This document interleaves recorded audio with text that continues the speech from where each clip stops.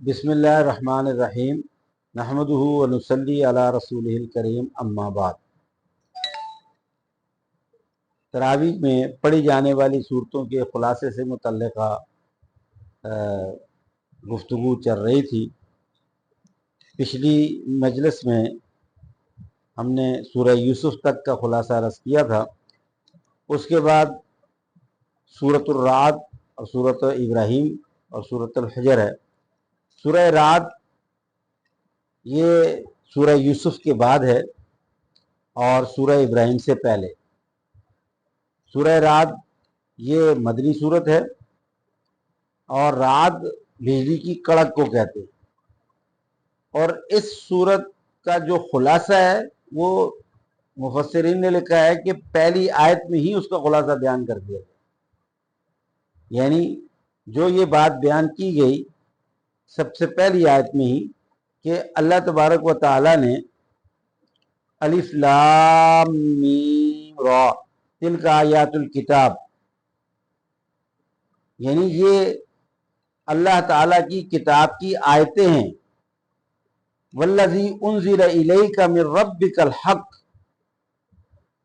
और अल्लाह ताला वो ज़ात है जिसने नाज़िल किया है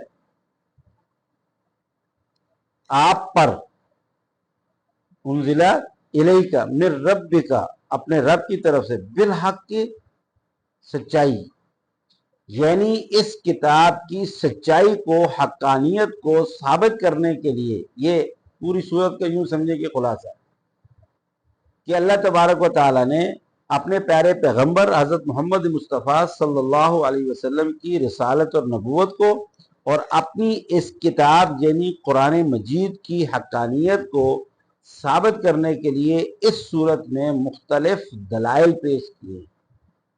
इसके बाद आगे जितनी भी आयात हैं ये समझे ये दावा है और आगे सारे दलाइल हैं।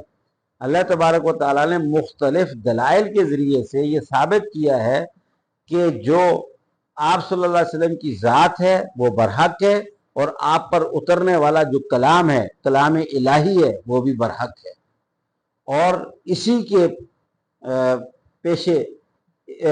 के पसे पर्दा अल्लाह तबारक व तआला ने आप सल्लल्लाहु अलैहि वसल्लम की रिसालत और नबूवत की तरफ इंसानों को दावत दी है और कुरान की तरफ दावत दी। यानी कुरान की हक्कानियत और आपकी रिसालत की हक्कानियत को बयान करके अल्लाह ताला ने आप और आप पर उतरने वाले कुरान की तरफ लोगों को बुलाया है। इस पूरी सूरत का ये खुलासा। इसके बाद फिर दूसरे नंबर पर इसके बाद हज़रत इब्राहीम अलैहिस्सलाम के नाम से सूरत है जिसमें हज़रत इब्राहीम सूरह इब्राहीम, और ये मक्की सूरत। अच्छा, इसमें भी मजमून वही है लेकिन अंदाज अलग है। मजमून अल्लाह ताला ने अपने प्यारे पैगंबर सल्लल्लाहु अलैहि वसल्लम की हक्कानियत और आपकी दावत की तरफ लोगों को आने का कहा। और नंबर दो, अल्लाह ने अपनी तौहीद को बयान किया है। अपनी तौहीद को अल्लाह ताला ने सूरत में मुख्तलिफ किस्स को बयान करके, सूरह इब्राहीम में हज़रत इब्राहीम अलैहिस्सलाम के किस्से को ख़ास तौर पर बयान किया और उस किस्से का जो ख़ास मकसद था वो है तौहीद, अल्लाह ताला की वहदनियत और अल्लाह ताला के एक होने को समझाना मकसूद है।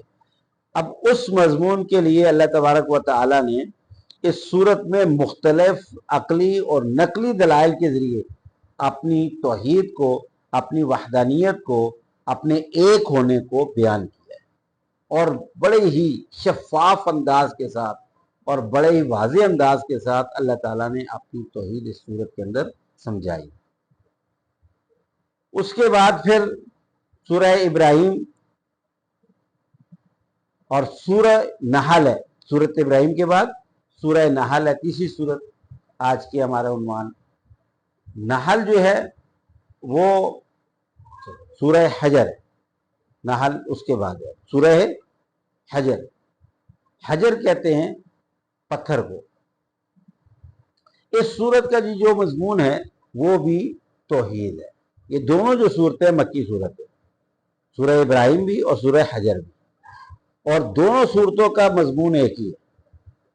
لیکن سورہ ابراہیم کے اندر حضرت ابراہیم علیہ السلام کے واقعے کو بنیاد بنا کر کے اللہ نے توحید کا درس دیا ہے، اور سورہ حجر کے اندر اللہ تبارک و تعالیٰ نے مختلف انبیاء اور مختلف قوموں کے واقعات کو، حضرت نوح علیہ السلام اور قوم عاد، قوم سمود اور قوم صالح اور قوم لوط اور مختلف قوموں کے ذکر کا، حضرت موسیٰ علیہ السلام کی قوم کا ذکر کیا ہے، حضرت عیسیٰ علیہ السلام کی قوم کا ذکر کیا ہے۔ مختلف قوموں کے ذکر کر کے اللہ تعالیٰ نے ان کے توسط سے، ان کے قصص سے اپنی توحید کو واضح کیا ہے، اس کی وضاحت کی، توحید کی وضاحت کی ہے، اپنے ایک ہونے کو بیان کیا ہے، اور اس کے ساتھ ہی آخرت کی طرف بھی راغب کیا ہے اور آخرت کے حالات کو بھی بیان کیا ہے، آخرت کے ہونے والی ہلاکیوں کو بھی بیان کیا ہے۔ تو یہ آج کا جی خلاصہ تھا تینوں صورتوں کا، سورہ رعد، سورہ ابراہیم اور سورہ حجر۔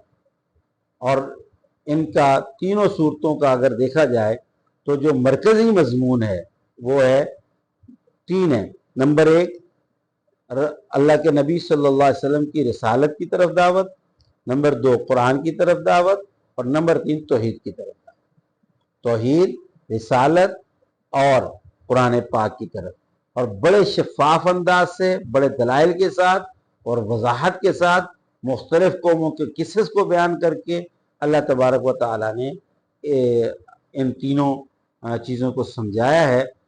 اگر ہمیں موقع ملے تو ضرور ہمیں اس کی وضاحت، تشریح پڑھنی چاہیے، مختلف کتب تفسیر ہیں اور ہمیں لینی چاہیے۔ اللہ تبارک و تعالیٰ ہمیں قرآن پاک کی تفسیر کو سمجھنے کی اور اس پر عمل پیرا ہونے کی توفیق عطا